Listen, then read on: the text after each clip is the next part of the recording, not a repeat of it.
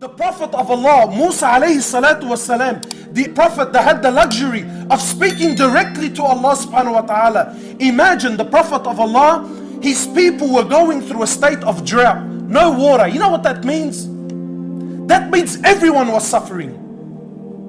No water, no food, no crops. The plants were dying, nothing was growing. Animals were dying, nothing to drink, nothing to eat. Human beings were dying and suffering. Amongst them is a prophet. So the people came to Musa and said, "Ya Musa, what's going on?" I'll cut the long story short. So Musa and his people, they go to the desert. Musa raises his hands and he says, "Oh Allah, you can see what's happening to my people. Ya Allah, we're begging, we're asking for rain." Naturally, when a prophet asks, what happens? Allah answers, yes or no.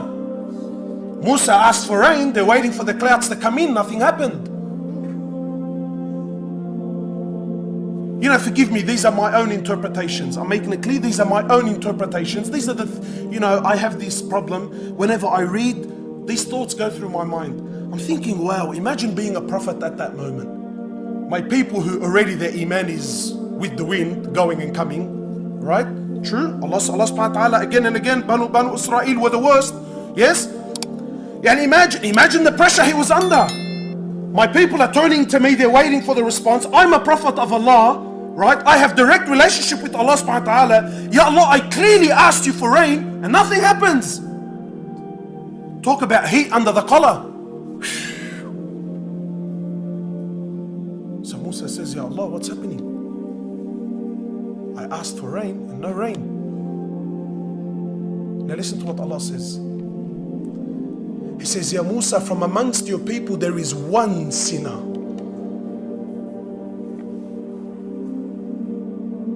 One."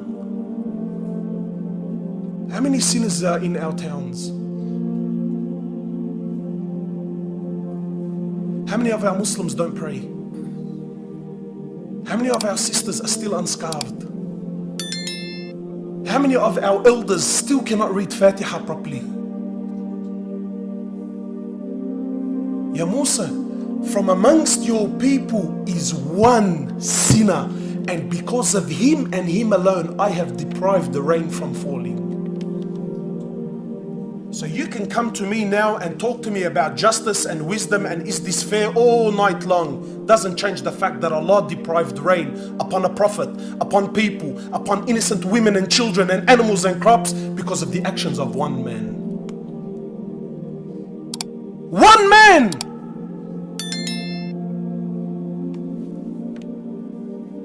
So Musa turns to his people. He says, "Oh my people, amongst you is a sinner. Come out and make yourself known."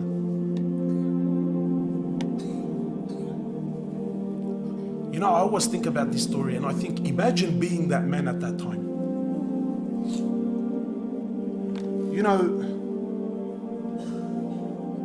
wallahi, with all respect to everyone, I already know without anyone, every person in this room is a sinner, including myself. Every one of you is a sinner, whether you like it or not, because the Prophet of Allah will never lie. قُلِّ بَنِي آدَمْ خَطَّأ. Every single human being is a sinner. But we have the luxury of hiding our sins. Sometimes we have the luxury of knowing, look, alhamdulillah, at least no one knows about it. It's in private, it's only between me, no one knows.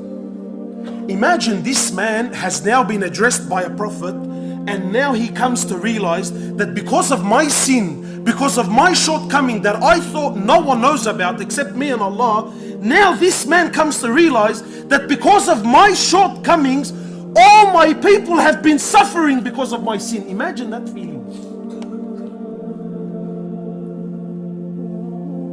Honestly, how many of you feel like because of your sins the ummah is suffering? How many of us?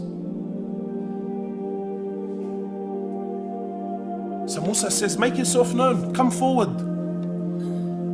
Imagine the embarrassment.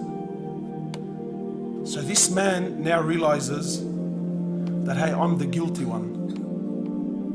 Unfortunately, something most of us are not prepared to do. So the man repents, he makes Tauba to Allah, but doesn't make himself known to Musa a.s.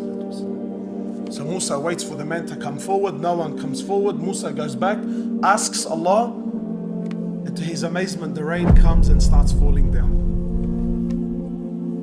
So yes, of course, Musa's happy the rain is there, but now he's baffled. It's ajib. He says, Ya Allah, please, some clarification. I asked for rain to begin with, you said there's a sinner. I asked for the sinner to come forward, no one came forward. I asked for rain the second time and now the rain comes down. What's going on? Now listen to what Allah subhanahu wa ta'ala says to him. He says, Ya Musa, I deprived the rain from coming because of him and him alone. But that person, he turned back to me and he asked for my forgiveness. I accepted his Tauba, and now because of him and him alone, I've allowed the rain to fall down.